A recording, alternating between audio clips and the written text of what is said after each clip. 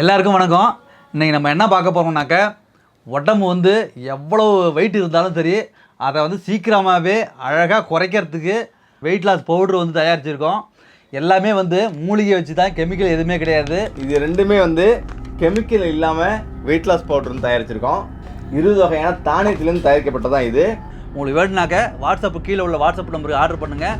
அனைவருக்கும் வணக்கம். ஒரு இளவரசி ஒரு ஏழை மீனவருக்கு மீன் விற்பவருக்கு கடுமையான தண்டனை தராங்க. அந்த தண்டனை மரணத்தை விட கொடூரமானது. ஆனா அந்த தண்டனை கொடுத்த கொஞ்ச நாள்லயே 10 நாள் கழிச்சு அந்த இளவரசி இறந்து போறாங்க. அதுக்கு பிறகு கல்லறையில புதைக்கிறாங்க. மறுநாள் அவருடைய பணத்தை காணும். எதனால இது தோண்டினாங்க, யார் தோண்டி எடுத்துட்டு போனது, அதுக்கு பிறகு நடந்த மர்ம என்ன அப்படின்றதுதான் இந்த பாப்புறோம். டமாஸ்க் நாட்டு இளவரசி, அந்த நாட்டுல அந்த இளவரசி வந்தாவே பயங்கரமா வந்து அதிர்ந்து போவாங்க. அதாவது அவங்க எந்த ஒரு வீதியில போனாலும் அந்த வீதியில உள்ள மக்கள் கீழே தலை குனிஞ்சு கீழே வந்து கும்பிட்டு அப்படியே கீழே விழணும். அப்படி இல்லைன்னா அவங்களுக்கு கடுமையான தண்டனை வந்து கிடைக்கும். அது மட்டும் இல்லாம அந்த வீதியில் உள்ள கடைகள், வியாபாரிகள் எல்லாருமே கடையை வந்து சாத்திட்டு இளவரசி குதிரையில வரும்போது அந்த வீதிகள் எல்லாமே அமைதியா வந்து ஆயிடணும். அதே போல அங்க உள்ள மக்கள் எல்லாமே தரையில வந்து கும்பிடணும். அதே போல வியாபாரிகள் அவங்க வியாபாரத்தை நிறுத்தப்படும். எல்லாருமே அவங்க செயலை நிறுத்தி ஆகணும். அது மட்டும் இல்லாம தங்களுடைய கடைகள்ல திரைசீல, அதாவது துணிகளை இழுத்து விட்டு மூடிடணும். அப்படி ராணியை பார்த்துட்டா அப்படி குனியாம இருந்தா அந்த நபருக்கு வாங்க தண்டனை என்னன்னா, அவர் சிறையில வச்சு அவருடைய இரு கண்கள்லயும் நெருப்பை பழுக்க வச்சு கல்ல வைப்பாங்க. இது எவ்வளவு கொடூரமா இருக்குன்னு நினைச்சு பாருங்க. அப்படிதான் இளவரசி பானு ஒரு நாள் சந்தையில குதிரை சவாரி செஞ்சுட்டு வரா. அவர் சந்தைய கடன் சொல்றாரு. அப்பதான் வழிபோக்கர் ஒருத்தரும் அங்க வராரு. அவர் ஒரு வேறு கிராமத்துல இருந்து வராரு. அவருக்கு அந்த அளவுக்கு விவரம் தெரியாது. அதாவது இங்க உள்ள நகரத்துல உள்ள சட்டத்திட்டங்கள் என்னன்னு தெரியாது. அவர் வந்த பிறகு எல்லாரும் அங்கிங்க ஓடுறாங்க. அவருக்கு ஒண்ணுமே புரியல. அவர் தலையில மீன் வச்சிருக்காரு. அதாவது அவர் ஒரு மீன் வியாபாரி. அது மீன் வித்துட்டு அவர் தலையில வச்சுட்டு நடந்து வர்றாரு. ஆனா திடீர்னு ராணி எதிர்த்த மாதிரி வராங்க. அதனால வீதியில் உள்ள அனைவருமே ராணியை பார்த்து தலைக்கு குப்புற விழுறாங்க. குப்புற விழுந்து வணங்கி யாரும் பார்க்காம இருக்காங்க. அதே நேரத்துல அவர் மீன் வச்சிருக்கிறதால அவரால் கீழே விழ முடியல. அப்படி கீழே குப்புற விழுந்தா அவருடைய மீன் ரோட்ல விழுந்துரும். அதனால சாலையில விழுந்துருன்ற ஒரே காரணத்தால அவர் விழாம அப்படி பிடிச்சு நிக்கிறாரு. பாவம் மீனவர் பதட்டம் அடைஞ்சு அங்கேயும் சுற்றுமுட்டு பாக்குறாரு. அவருக்கு இப்போது எங்கு செல்றது, என்ன செய்வது அப்படின்னு எதுவுமே புரியல. அப்பதான் அந்த கொடூரமான இதயத்தை படைச்ச அந்த இளவரசி அவரை பாக்குறா. உடனே வீரர்களும் அவரை கை செய்றாங்க. இளவரசி அவரை பார்த்ததும் தனது அடிமைகளுக்கு இப்படி கட்டளையிடுறாரு. வழக்கப்படி 2 நாட்களுக்கு பிறகு அவருடைய கண்களை சூடான இரும்ப பழுக்க வச்சு தண்டனை கொடுங்கன்னு அவர் கூறுறாரு. இந்த கட்டளை கேட்டதும் இளவரசியோட அடிமைகள், இளவரசி நீங்க கட்டளையிடுறீங்க, உடனே அதை நிறைவேற்றும் அப்படின்னு அவங்க போறாங்க.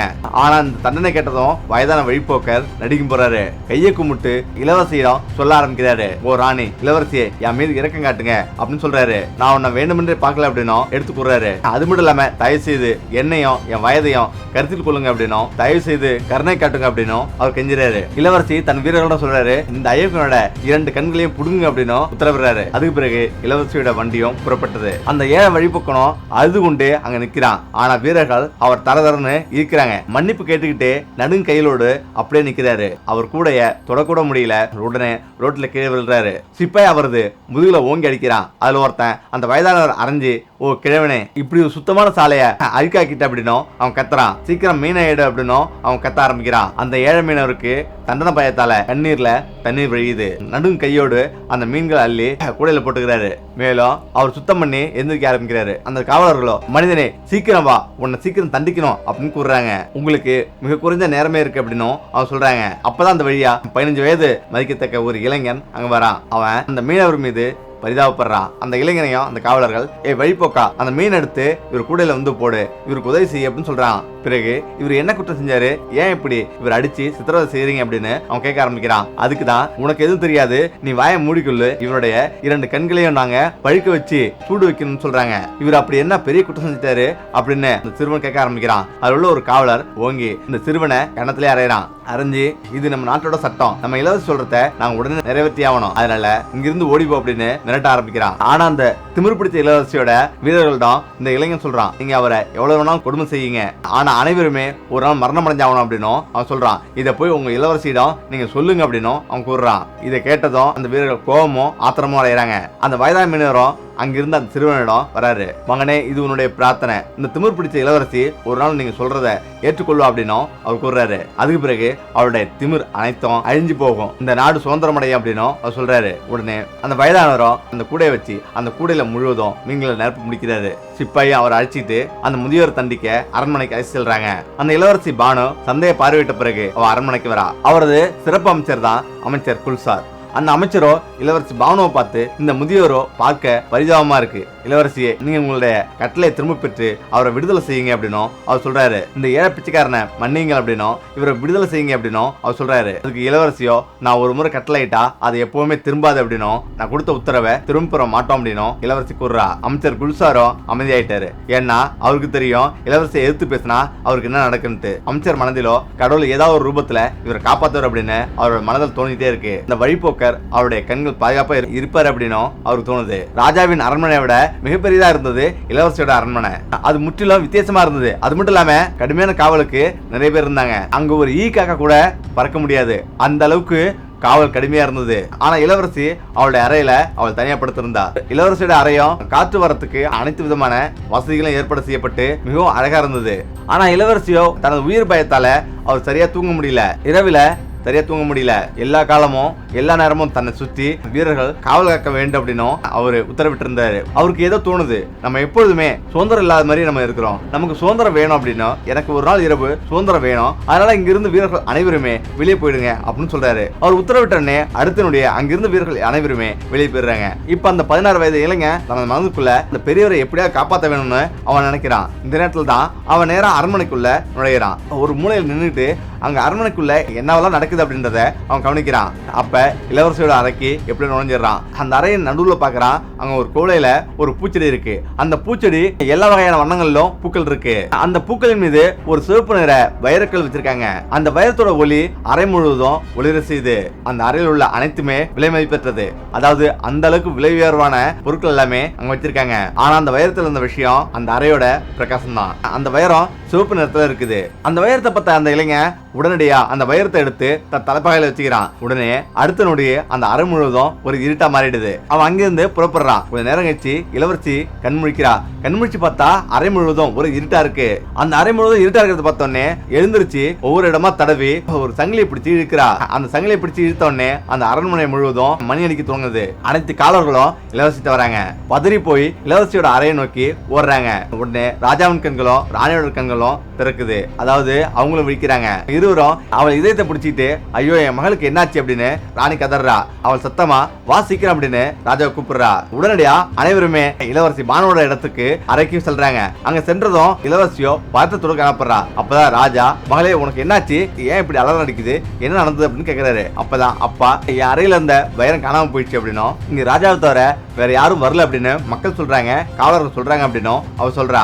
அப்ப காவலாளிய கோபமாக பாக்குறான் ராஜா. வேலைக்காரங்க எல்லாம் நடுங்கிட்டு ராஜாட்ட சொல்றாங்க, நாங்க ஒரு கணம் கூட கவனக்குறைவா இல்லை அப்படின்னும் யாருங்க வரத நாங்க பார்க்கல அப்படின்னும் அவன் சொல்றான். சரி இன்னைக்கு போயிட்டு எல்லாரும் தூங்கிட்டு நாளை மாலைக்குள்ள அந்த திருடனை தேடி கண்டுபிடிங்க அப்படின்னும் ராஜா சொல்றாரு. நீங்க அதை கண்டுபிடிக்கல அப்படின்னா நீங்க ஒவ்வொருத்தரும் அதுக்கான விலையை கொடுக்க வேண்டி வரும், அதுக்கான கஷ்டங்களை அனுபவிக்க வேண்டி வரும் அப்படின்னும் அதுக்கான கடுமையான தண்டனையும் அனைவருக்குமே விதிக்கப்படும் அப்படின்னும் அவர் சொல்றாரு. அங்க உள்ள யாருமே தெரியல அப்படின்னு தெரியுது. முக்கியமா யாரோ வெளியில் உள்ள ஒரு மனிதர் தான் தெரியிருக்கான் அப்படின்றதும் அவங்களுக்கு புரியுது. இப்படி ஒரு சம்பவம் நடந்திருப்பது இதுவே முதல் முறை. அதனால அனைவருமே வருத்தமடைகிறாங்க. அவர் அமைதியா தனது அறையை நோக்கி செல்றாரு. காலையானதும் இப்படி ஒரு அறிவிப்பை வெளியிடுறாரு. இளவரசியோட தொலைந்து போன வேரத்தை தேடும் மனிதனுக்கு ராஜாவிடம் கேட்கும் எந்த ஒரு வெகுமதியையும் அவர் பரிசீலிப்பார் அப்படின்னும் அங்க அறிவிக்கப்படுது. அப்பதான் அங்க தலைப்பக அணிஞ்ச ஒரு சிறுவன் உள்ளே நுழைறான். அவன் நுழைஞ்ச பிறகு அந்த அறையே அமைதியாவது. மிகுந்த மரியாதையோடு அரியணைக்கு முன்னாடி நிக்கிறான். ராஜாவை நோக்கி கைகுப்பி நிக்கிறான். நீங்க கூறுவதை நான் கேட்ட அரசு, இளவரசியோட விலை மதிப்பெற்ற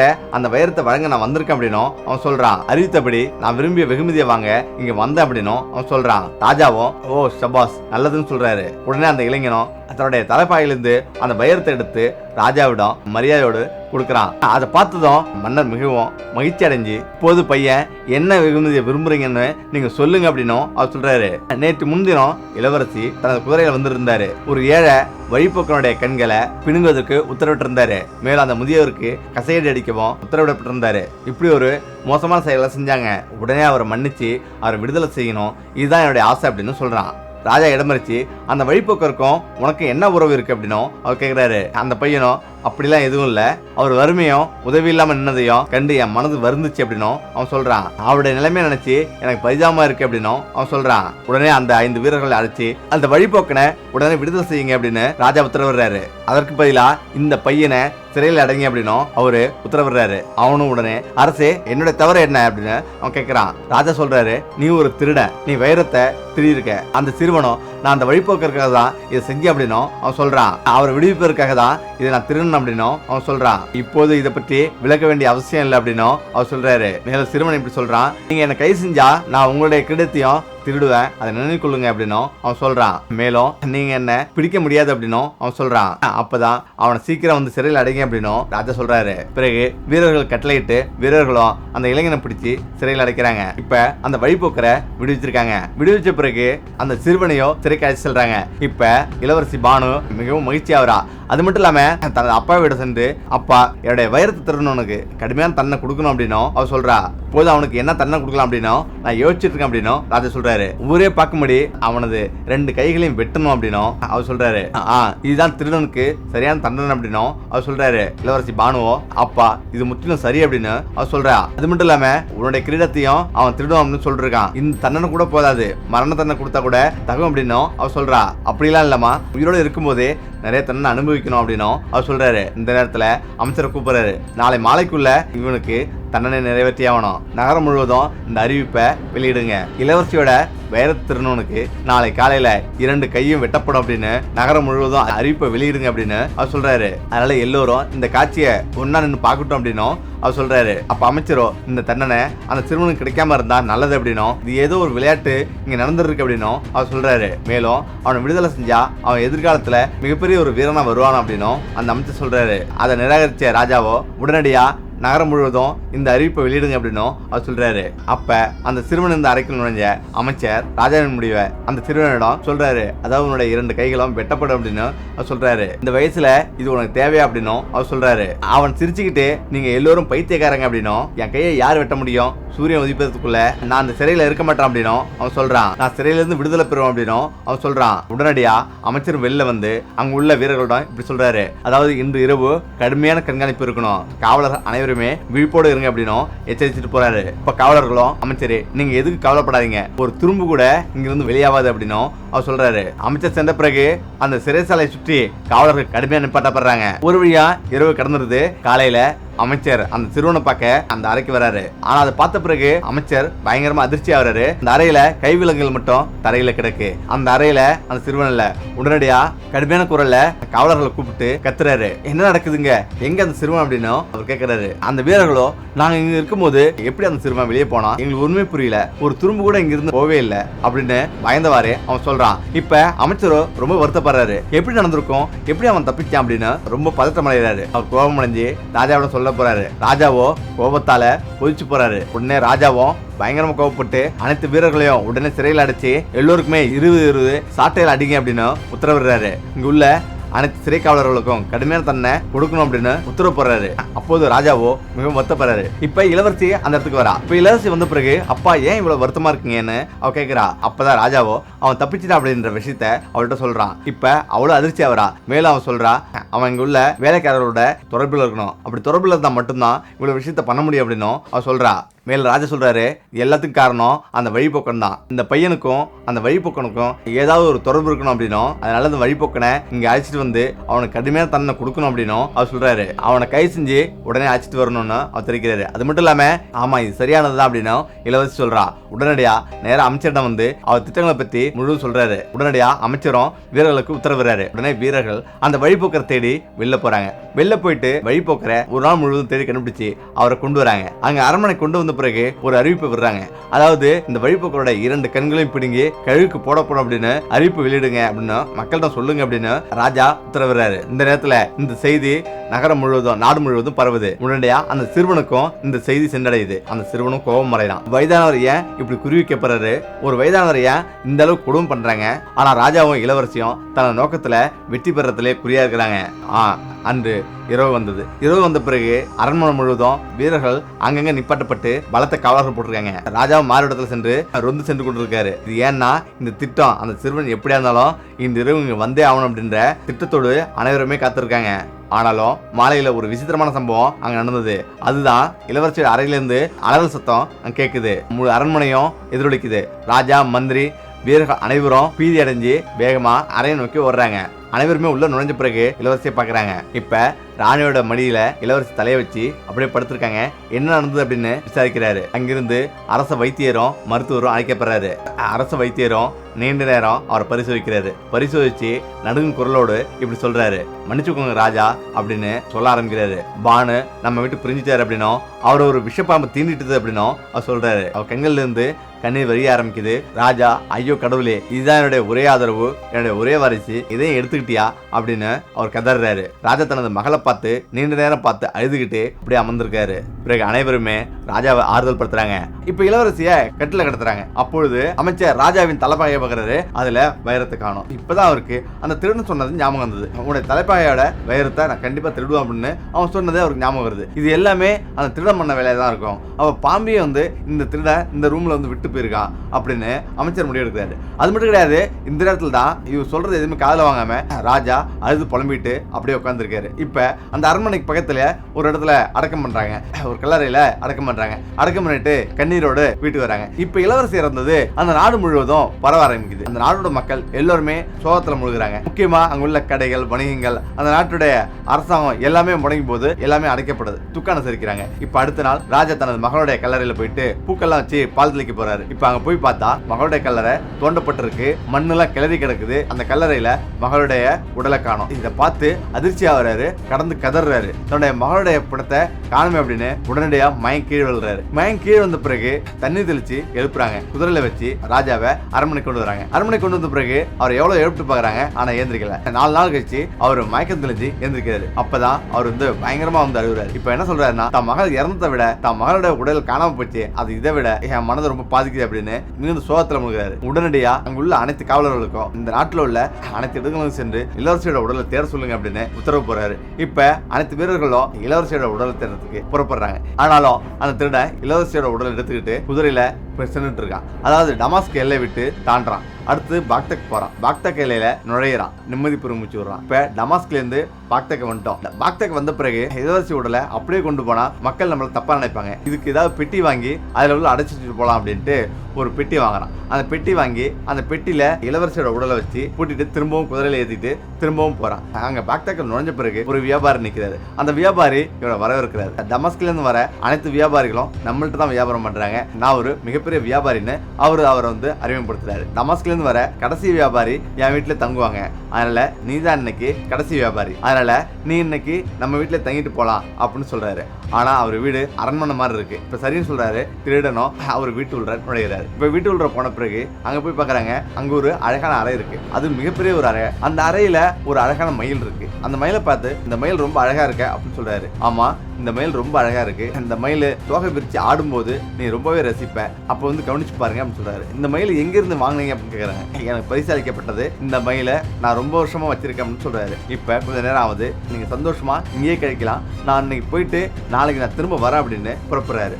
ஆனா உங்களுக்கு என்ன தேவையோ அதை உடனடியா நீங்க வந்து ஆர்டர் பண்ணி வாங்கிக்கலாம் அப்படின்னு சொல்லி அவர் ஒரு சேவகரை கூப்பிடுறாரு. அவர் கூப்பிட்ட பிறகு வேலையாள் ஓடி வந்து என்னன்னு கேக்குறான். இவருக்கு என்னென்ன சாப்பிட தேவையோ அதை அனைத்துமே தயார் செய்து கொடு அப்படின்னு சொல்றாங்க. அவர் சரின்னு சொல்றான். இப்ப இன்னொரு அறைக்கு அழைச்சிட்டு போறான். அந்த அறை மிகவும் அழகா இருக்கு. பார்க்கும் போதே அவ்வளவு பிரமிப்பா இருக்கு. இந்த அறையில சந்தோஷமா தங்கிக்க, ஆனா இந்த அறையை விட்டு வேற எங்கேயும் போக வேண்டாம், நான் இன்னைக்கு போயிட்டு நாளைக்கு வரேன் அப்படின்னு அந்த அறையில தங்க வச்சுட்டு அந்த வியாபாரி புறப்படுறான். இந்த நேரத்துல அவங்க நேரம் கழிச்சு எழுந்திரிச்சு அந்த சூட்கேஸை திறக்கிறான். இப்ப இளவரசியை வெளியே எடுக்கிறான். வெளியே எடுத்த பிறகு அந்த இளைஞன் ஒரு துணி மாதிரி ஒண்ணு வச்சிருக்கான். மோந்து பாக்குறான். உடனே அவன் பாம்பா மாறிதான். இப்ப பாம்பா மாறின பிறகு அந்த இளவரசி பாம்பு கொட்டின அந்த இடத்துல திரும்ப பல்ல வச்சு அந்த விஷத்தை ஃபுல்லா இழுக்கிறான். ஃபுல்லா இழுக்குது. இப்ப விஷம் முழுவதும் அந்த பாம்பு இழுத்துக்குது. பாம்பு விஷத்தெல்லாம் இழுத்த கொஞ்ச நேரத்திலேயே அவ திரும்பவும் உயிர் தெரிந்து எழுதுறா. ஆனா அந்த நேரத்துல அந்த பாம்பும் திருடனா மாறி இருக்கு. இப்ப அவன் ஏற்ற பிறகு எனக்கு பயங்கரமா தாகம் எடுக்குது அப்படின்னு அவ சொல்றா. நேரத்துல உடனடியா போயிட்டு தண்ணீர் கொண்டு வந்து அவளுக்கு கொடுக்குறான். தண்ணீர் குடிச்ச பிறகு நான் எங்க இருக்கேன், இது எந்த இடம் அப்படின்னு கேக்குறான். இதே பாக்தாக்கு, நீங்க டமாஸ்க்ல இருந்து பாக்தாக் வந்துட்டீங்க அப்படின்னு சொல்றான். அதிர்ச்சி ஆவரா. நான் உடனடியா என் வீட்டுக்கு போகணும், எனக்கு ஒரு பயங்கரமான கனவு வந்தது அப்படின்னு சொல்றான். அப்படி என்ன கனவு கண்டீங்க அப்படின்னு கேக்குறான். அதாவது நான் இறந்து போனதாகவும் என்னை கல்லறையில் அடக்கம் பண்றாங்க, பிறகு என்னை தோண்டி நீங்க கொண்டு வந்த பிறகு ஒரு இடத்துல என்னை கிடத்திட்டு ஒரு பெட்டி வாங்கி அது உள்ள வச்ச பிறகு நேரம் இங்க வந்த மாதிரி இருக்கு அப்படின்னு அவ சொல்றா. நாங்க எப்படி வந்தேன் அப்படின்னு கேக்குறா. நீ யாரு அப்படின்னு கேக்குறா. நீ யாரு, எப்படி என்னை கொண்டு வந்த அப்படின்னு கேக்குறா. அதுக்கு இவன், நான் ஒரு திருடன், நான் உன் நாட்டுக்கு திருட வந்தேன். அப்ப திருட வரும்போது தான் அங்க உன்னுடைய அகங்காரத்தை பார்த்தேன். அந்த அகங்காரத்தை அடக்கணும் அப்படின்னு உன்னுடைய அரண்மனையிலேயே திருட நினைச்சேன். அப்பதான் ஒரு பெரியவரை நீ தண்டனை வழங்கின. அப்பதான் உனக்கு எப்படியாவது படம் புகட்டணும் அப்படின்னு ஒரே காரணத்துக்காக உடனடியா உன் அரண்மனைக்கு நுழைஞ்சி திருடன. திரும்பவும் உன்னுடைய அகங்காரம் அடங்கல, திரும்பவும் பெரியவரை பழிவாங்க நினைச்ச. அதுக்கு பிறகுதான் நான் உன்னை கொன்னேன். ராஜாவை கல்லறையில் அடக்கம் பண்ணாரு. அதை எடுத்துட்டு நேரா இங்க வந்துட்டேன். நேரா இப்ப டமாஸ்க்ல இருந்து பாக்தாக் வந்துட்டேன். பாக்தாக் வந்த பிறகு இங்க வந்து ஓபன் பண்ணேன். இது அனைத்துமே உண்மைதான், இது கனவு இல்லை அப்படின்னு அவனு சொல்றான். இதை கேட்டு பயங்கரம் அதிர்ச்சி ஆவரா. நாங்க ஒருபோதும் இருக்க முடியாது, நான் ஒரு இளவரசி, என் அப்பா வீட்டுக்கு போகணும், உடனே கிளம்புறேன்னு சொல்றான். இப்ப நீ இளவரசி கிடையாது, இளவரசி இறந்துட்டாங்க. அதனால நீ கண்டிப்பா நான் சொல்றதை கேட்டுதான் ஆகணும், இல்லைன்னா உன் உயிருக்கே ஆபத்து இருக்கு அப்படின்னு சொல்றான். பேசிட்டே இருக்காங்க. பேசின கொஞ்ச நேரத்திலேயே திடீர்னு அந்த மயில் ஆட ஆரம்பிக்குது. அதை பார்த்து ஆச்சரியப்படுறான். அந்த மயிலுடைய ஒவ்வொரு இறகுலையுமே முத்து முத்தா இருக்கு. உடனே அவ எடுக்க போறான். நீ அதை தொடாத அப்படின்னு அவன் சொல்றான். அவளும் தொடல. கொஞ்ச நேரம் கழிச்சு இவன் கொஞ்சம் பழம்லாம் கொண்டு வந்திருக்கான், அதெல்லாம் அவள்கிட்ட கொடுத்து சாப்பிடுன்னு சொல்றான். நீ எப்படி பாம்பா மாறின அப்படின்னு கேட்கறா. ஒரு மந்திரவாதியா அப்படின்னு கேட்கறா. நான் ஒரு மந்திரவாதிலாம் இல்ல, என் அப்பா ஒரு புதையல் எடுத்தாரு. என் அப்பா இறக்குற நேரத்துல இந்த கச்சிப்பை, இந்த துணியை என்கிட்ட கொடுத்தாரு. இந்த துணியை கொடுத்து எப்பெல்லாம் உனக்கு ஆபத்தை தோணுதோ, எப்பெல்லாம் உனக்கு தேவைப்படுதோ அப்பெல்லாம் இதை மோந்து பாரு, உடனே பாம்பா மாறிடும் அப்படின்னு சொல்லிட்டு கொடுத்துட்டு இறந்துட்டாரு. அதனாலதான் இதை நான் எப்போதும் கையில வச்சிருக்கேன் அப்படின்னு சொல்றான். இப்ப அவளும் தூங்க போயிடறா. இப்ப அவன் நேரா அந்த கட்டிடம் ஃபுல்லா என்ன இருக்கு அப்படின்னு தெரிஞ்சுக்க விரும்புறான். திரும்பவும் அந்த கச்சிப்பை, அந்த துணியை மோந்து பாக்குறான். திரும்ப அவன் பாம்பா மாறுறான். இப்ப பாம்பா மாறி அந்த இடம் முழுவதும் சுத்தி பாக்குறான். அந்த இடம் ஒவ்வொரு அறையா போய் பாக்குறான். ஒவ்வொரு அறையும் பிரம்மாண்டமாவும் விளைவிப்பு இல்லாத பொருட்களும் நிறைய அடங்கி இருக்கு. நிறைய புதிய பொருள் இருக்கு. இதெல்லாம் பார்த்து ஆச்சரியப்படுறான். இப்ப அங்க ஒரு ரூம் இருக்கு. அந்த ரூமுக்கு போறவன் பயங்கர அதிர்ச்சி ஆகுறான். ஏன்னா அங்க மனிதர்கள் எல்லாமே எலும்பு கூட கிடக்குறாங்க. அவ்வளவு மனிதர்கள் இறந்திருக்காங்க. இது எல்லாம் இங்க ஏதோ ஒரு விஷயம் இருக்குது அப்படின்றத அவன் புரிஞ்சுக்கிறான். இப்ப ஒரு இடத்துல எட்டி பாக்குறான். அங்க அந்த மந்திரவாதி நிக்கிறான். அது பக்கத்துல ஒரு விளக்கு இருக்கு. அவன் விளக்க வச்சு ஏதோ பண்றான். அங்க முத்து முத்தா வெளில வருது. அங்க வெளில வர முத்து தான் அப்படியே அந்த மயிலுக்கு வந்து இருந்தது. இப்படி அவன் சில மந்திரம்லாம் செஞ்சிட்டு இருக்கான் அப்படின்றத அவன் புரிஞ்சுக்கிறான். இவன் ஒரு வியாபாரி இல்ல, இவன் ஒரு மந்திரவாதின்றத அவன் புரிஞ்சுக்கிறான். இந்த நேரத்துல நேரா அவன் ரூமுக்கே வரான். இப்ப நேரா இளவரசிட்டு நம்ம உடனடியா இங்க இருந்து வெளியாகணும், இது மிகவும் ஆபத்தான இடம் அப்படின்னு சொல்லிட்டு இருக்கான். இந்த நேரத்துல மந்திரவாதி நேரா அங்க வந்துடுறான். யார் இந்த பெண்ணு, எப்படி இவன் வந்தா, யார் அப்படின்னு கேட்கறான். அதுக்கு அவன், இவ என்னுடைய மனைவி, என்ன தேடி அஞ்சிருந்தா, இவளை கொள்ளைக்காரரிடம் இருந்து நான் தான் காப்பாத்தி அழைச்சிட்டு வந்தேன் அப்படின்னு சொல்றான். இளவரசிட்டு நம்ம உடனடியா இங்க இருந்து வெளியாகணும் அப்படின்னு சொல்லிட்டு இருக்கான். மந்திரவாதி இப்போது, இல்ல நீங்க எங்கேயும் போக வேண்டாம், எங்கேயும் போக கூடாது, இங்க வர விருந்தினர் எல்லாமே 3 நாள் எங்கேயும் போக மாட்டாங்க, 3 நாளுக்கு பிறகுதான் இங்க வர விருந்தினரை திருப்பி அனுப்புவோம் அப்படின்னு அவர் கூறுறாரு. நீங்க பதற்றமா வந்தா இங்க காலை உணவு சாப்பிடுங்க, அதுக்கு பிறகு இங்க உள்ள தோட்டத்தெல்லாம் சுத்தி பாருங்க அப்படின்னு அந்த வியாபாரி கூறுறான். அதை கேட்டுட்டு நடிக்கிட்டே நிக்கிறாங்க. அங்க சில விசித்திரமான விஷயங்கள்லாம் இருக்கு, அதை பார்த்து நீங்க ஆச்சரியப்படுவீங்க அப்படின்னு மந்திரவாதி சொல்றாரு. இதை சொல்லிட்டு அந்த மந்திரவாதி போயிறாரு. கொஞ்ச நேரத்திலேயே அவங்களுக்கு உணவு ஏற்பாடு பண்றாரு. அங்க உணவு, காலை உணவு, மதிய உணவு அப்படின்னு அவங்களுக்கு உலகத்துல உள்ள அத்தனை இனிப்பு பண்டங்களும் அங்க இருக்குது. அதை பார்த்துட்டு இதை உடனடியே உருவாக்கி இருக்க முடியாது, இது அத்தனையோ ஏதோ மந்திர வேலை செஞ்சுதான் உருவாக்கி இருக்காங்க, அதனால தொட வேண்டாம் அப்படின்னு சாஹிப் சொல்றான். இப்ப சாஹிப் இளவரசி அழைச்சிக்கிட்டு வா வெளில சுத்தி பார்க்கலாம் அப்படின்ட்டு வெளில அப்படி போறாங்க. இப்ப அங்க போய் பார்க்கும்போது தான் தெரியுது அந்த தோட்டம் மிக பிரம்மாண்டமும் மிக அழகாவும் இருக்கு. அதை பார்க்கும் போதே பிரமிச்சு போறாங்க 2 பேரும். இப்ப 2 பேரும் என்ன பண்றாங்கன்னா சுத்தி பார்த்துட்டே இருக்கும்போது அழகான காட்சி இருந்திருக்குது. அங்க சில குருவிகள், பறவைகள் எல்லாம் இருக்கு. அது எல்லாமே கூண்டுல அடப்பட்டு இருக்கு. அந்த பறவைகள் எல்லாமே திடீர்னு பேச ஆரம்பிக்குது. இளவரசிக்கும் சாஹிப்புக்கும் பயங்கர ஆச்சரியம். இப்ப நீங்க மனிதர் தானே, அதனால நீங்க பேசுறீங்க அப்படின்னு இளவரசி கேட்கிறா. ஆமா நாங்க மனிதர்கள் தான், எங்களை எப்படியா காப்பாத்துங்க அப்படின்னு அந்த பறவைகள் சொல்லுது. அப்ப என்ன நடந்தது அப்படின்றத அந்த பறவையும் சொல்லுது. அதாவது அங்க ஒரு மயில் ஆடிட்டு இருந்தது பாத்தீங்க தானே அப்படின்னு சொல்லுது. அதுக்கு சாஹிப்பும் ஆமான்னு சொல்றான். ஆமா அந்த மயில் ஆடிட்டு இருந்தது. இப்போ ஒரு வைரமும் வெளியே விழுந்தது. ஆனா அந்த வைரத்தை நாங்க எடுக்கல. அதுக்கு பிறகு அங்க நிறைய உணவு இருந்தது, அந்த உணவை எதுவும் சாப்பிடல அப்படின்னு சொன்ன பிறகு அதனால தான் நீங்க இப்போ உயிரோட இருந்திருக்கீங்க அப்படின்னு அந்த பறவை சொல்லுது. அதாவது அந்த மயில்கிட்ட இருந்து ஒரு வைரம் வந்த பிறகு அதை எடுத்தீங்கன்னா உடனடியா மந்திரவாதி தோன்றுவான். மந்திரவாதி தோன்ற பிறகு உங்களை அடிமையாக்கிடுவான். அதுக்கு பிறகு அவன் எப்படி நினைக்கிறானோ அதே போல ஒரு சிறிய விலங்கா மாத்தி எங்களை மாதிரி அடைச்சிருவான். அதே போலதான் இங்குள்ள எல்லாருமே, ஏகப்பட்ட பேர் நாங்க இருக்கிறோம், எல்லாருமே எங்களை விலங்குகளா மாத்தி இப்படிதான் அடைச்சு வச்சிருக்கான். நாங்க எல்லாமே மனிதர்கள் தான் அப்படின்னு அதுவும் அழுவுது. எங்களுக்கு காப்பாத்துங்க, எங்களை காப்பாத்துனா ஒரே ஒரு விஷயம் மட்டும் தான் பண்ணணும். அதாவது அந்த மந்திர விளக்கு ஒரு ரூம்ல இருந்திருக்கு, அந்த மந்திர விளக்கு எடுத்து அதை எப்படியோ உடைச்சிடணும். அதை உடைச்சிட்டாவே நாங்க திரும்ப பழையபடி மாறிப்போம் அப்படின்னு அந்த பறவை சொல்லுது. உடனடியா அவங்க இருவரும் திரும்புறாங்க. இப்ப திரும்ப போன பிறகு அந்த மந்திர விளக்க பாக்குறாங்க. அந்த மந்திர விளக்கு மிகவும் பிரம்மாண்டமும் அழகாவும் இருக்கு. இப்ப மந்திரவாதி அங்க இல்ல, ஆனா மந்திரவாதி சாயந்தரத்துக்குள்ள வந்துடும் சொல்லிட்டு போயிருக்கான். அதனால சீக்கிரம் வந்துடுவான் அப்படின்ட்டு சீக்கிரம் அந்த விளக்க உடைக்கிறாங்க. விளக்க உடைச்ச அடுத்த முடமே ஒரு அழகான இளைஞன் இளவரசி பக்கத்துல நிக்கிறான். அது வேற யாரும் இல்ல, அந்த மயில் தான். இப்ப அவன் எங்களுக்கு உதவி செஞ்சீங்களே, உங்களுக்கு மிகவும் நன்றி அப்படின்னு சொல்லிட்டு எங்களை எல்லாருமே இந்த மந்திரவாதி அடிமையை மாத்தி வச்சிருக்கான் அப்படின்னு சொல்றாங்க. இப்ப சொன்ன அடுத்த நிமிஷம் வெளில போய் பாக்குறாங்க. அங்குள்ள அனைவருமே மனிதர்களா மாறி இருக்காங்க. இதை பார்த்து பயங்கர ஷாக்கிங், பயங்கர ஆச்சரியம். எல்லாருமே கும்பிடுறாங்க, எங்களை காப்பாத்தினதுக்கு நன்றி அப்படின்னு. எப்படி இங்க வந்தீங்க அப்படின்னு அவன் கேட்கிறான். அப்ப அவங்க என்ன சொல்றாங்கன்னா, நாங்க எல்லாமே வணிகர்கள் தான், நாங்க வியாபாரம் பண்றதுக்கு இங்க வருவோம். ஆனா அந்த வியாபாரின்னு சொல்லி எங்க அழைச்சிட்டு வந்துருவான். எங்க பொருள்லாம் வந்து எடுத்துட்டு இவன் இங்க தங்க வைப்பான். தங்கின பிறகு அந்த மயில் பக்கத்துல கொஞ்ச நேரம் வச்சு ஒரு வைரம் வந்திருக்கும். அந்த வைரத்தை நாங்க தொட்ட பிறகு திடீர்னு எல்லாருமே நாங்க பறவைகளா மாறிடுவோம். அதே போலதான் நாங்க எல்லாருமே இந்த மாதிரி பறவைகளா மாத்தி எங்களை கூண்டுல வந்து அடைச்சிட்டான். எங்களுடைய வைரம் நகைகள் எல்லாமே இவன் தான் வச்சிருக்கான்னு சொல்றாங்க. இப்ப நேரா வாங்க எங்க இருக்குன்னு போய் பார்ப்போம் அப்படின்ட்டு எல்லாருமே வராங்க. அங்க 2-3 அறை முழுவதும் தங்கம் வைரக்கற்களால் நிறைஞ்சிருக்கு. இப்ப எல்லாருமே அவங்க தங்க நகைகளை வேணுங்கிறத அள்ளிக்கிட்டு சாகிப்போம் வேணுங்கிறத பெட்டி நிறைய நிரப்பிட்டு உடனே புறப்படுறாங்க. ஆனாலும் ஆளு கொஞ்சமா எடுத்துட்டு புறப்படுறாங்க. இவங்க எடுத்தது கொஞ்சம் தான், ஏகப்பட்டது அப்படியே கிடக்கு. இப்ப நேரா அவங்க புறப்பட்டு கொஞ்ச தூரம் காட்டு வழியா பயணிக்கிறாங்க. காவலர்களும் ஓடி வராங்க.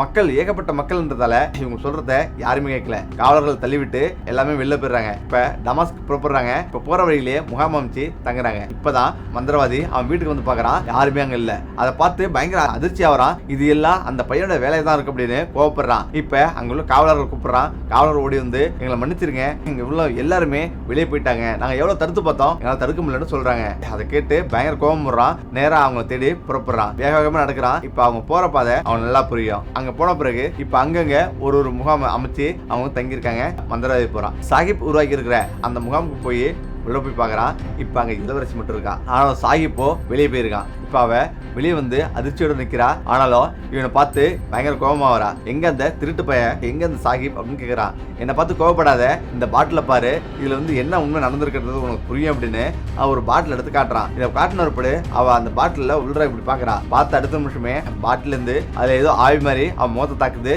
உடனே அவன் மயங்கிடுறான். மயங்கின பிறகு அவளை மந்திரவாதியும் அவளை தூக்கிக்கிட்டு நேரா புறப்படுறான். இப்ப சாஹிப்பும் முகாமுக்கு வந்து பாக்குறான். அங்க யாருமே இல்ல. உடனடியா அவன் அதிர்ச்சி ஆகிறான். பக்கத்துல உள்ள முகாமுக்குலாம் போய் கேட்கறான். எங்களுக்கு இது தெரியாதுன்னு சொல்றாங்க. இப்ப நேரா என்ன நடந்திருக்குன்னு பாக்குறான். கால் தடம் பதிஞ்சிருக்கு. இப்ப மந்திரவாதி போன தடையும் தனியா தெரியுது. இப்ப அதை நோக்கி பின்னாடியே போறான். பின்னாடி போன பிறகு மந்திரவாதி கொஞ்சம் தூரத்துல போயிட்டு இருக்கான். அவனை நோக்கி கத்தி எடுத்துட்டு ஓடுறான். ஆனா மந்திரவாதி இவனை பாத்துறான். பார்த்துட்டு, கைவனே அங்கேயே நில்லு, இப்படி ஒரு மோசமான செயலை செஞ்சுட்டியே, உன்னால எனக்கு மிகப்பெரிய அழிவு ஏற்பட்டது அப்படின்னு அவன் வந்து கத்த ஆரம்பிக்கிறான். கொஞ்சம் நெருங்கினா இவனை நான் கொன்னுடுவேன், ஒழுங்கா கத்தியை போட்டுட்டு ஓடுற அப்படின்னு அவன் சொல்றான். இப்ப சாஹிப்பும் கத்தியை போட்டுட்டு திரும்ப போறான். ஒரு மரத்துக்கு பின்னாடி உட்கார்றான். உட்கார்ந்த பிறகு அந்த துணி எடுத்து மோந்துட்டு திரும்ப பாம்பா மாறுறான். பாம்பா மாதிரி நேரா மந்திரவாதிட்டு வரான். இப்ப இளவரசி கீழே போட்டுட்டு திரும்ப தூக்கும் போது மந்திரவாதி கையில பாம்பு குத்துது.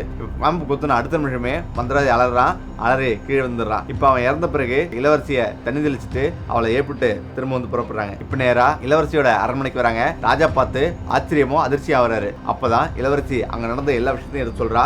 அப்பதான் சாஹிப்ப ரொம்ப நன்றின்னு சொல்றான். இப்ப சாஹிப் அந்த மந்திரவாதி வீட்டுல ஏகப்பட்ட வைரக்கற்கள் வைரம்லாம் இருக்குன்னு சொல்றான். அப்படியே அப்படின்னு கேட்டு ஆச்சரியப்பட்ட ராஜா தனது மகளை அவனுக்கே திருமணம் செய்து வச்சு திரும்பவும் அந்த மந்திரவாதி வீட்டையும் அங்குள்ள சில பகுதியிலையும் இவனே நீ ஆண்டுக்குள் அப்படின்னு அவன்கிட்ட விட்டுறான். இதோட இந்த கதை முடிஞ்சிச்சு. மீண்டும் அது நன்றி.